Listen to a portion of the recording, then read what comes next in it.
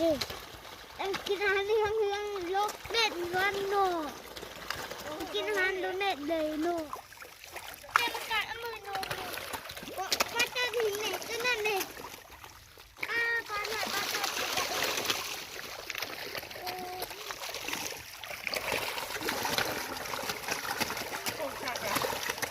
ต้นว่านไหม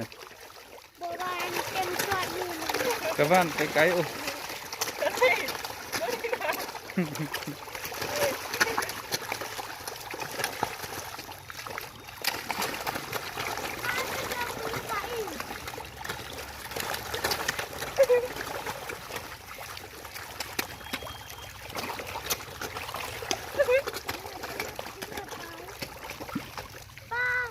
พอเขากินอาหารเรียกเขาเหลือไก่ออกน้องมันก็เหนื่อยอ่ะน้องน่ะ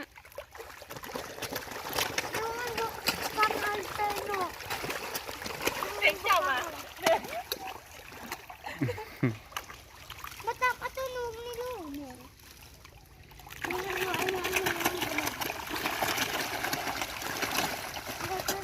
โอ้ได้กินคนนั้นได้ไหม อันหน่อยตัวนั้นน่าจะแบบอ่ะปลาเล่นเล่นน่ะปลาหน่อยตัวนั้น เบิ่งดูดิ เด็กเต้นนี่ปลาหน่อยเล่นเล่นน่ะเปล่า มานี่ดู ลงไปฮะ คนจะไปถึง มันตก นี่ เขากินอาหารใหญ่เลยไปก็มีตัวหน่วย วันนี้ดูมันจังเลิก แต่อุ้งกับตัวเลือกกัน นี่เขาแห้ง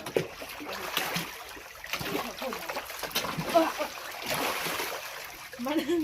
ไปยังเพลงเนี่ยอยู่นี่น่ะ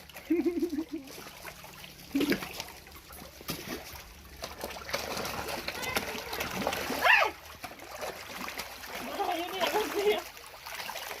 บ่รู้เลยนะคุณน่ะมันว่าอยู่ซิ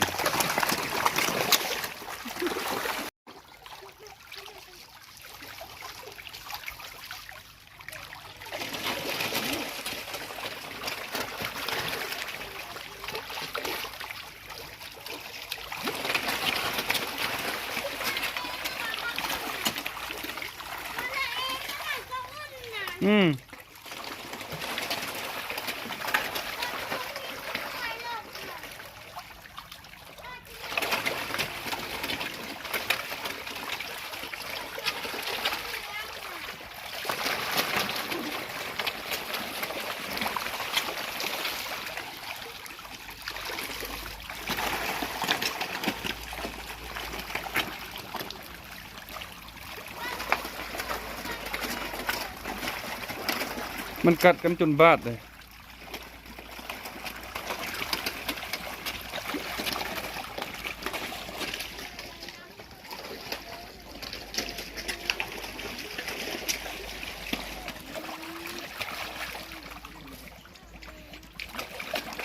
เป็นวันสะดู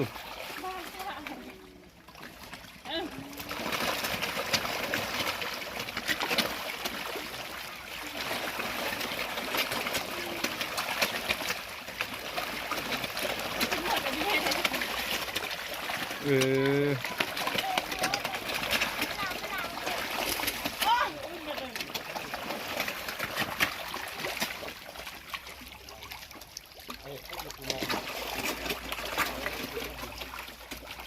ยังบริจับปลาจากบาทมันแห้น่ะมาบาทหนึ่งดู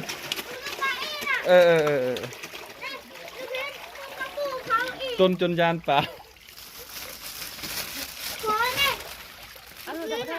มันจะกัดมือมันอ่ะ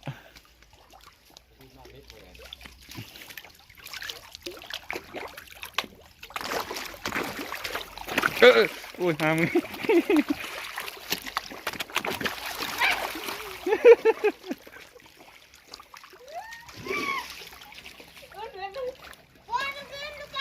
เออ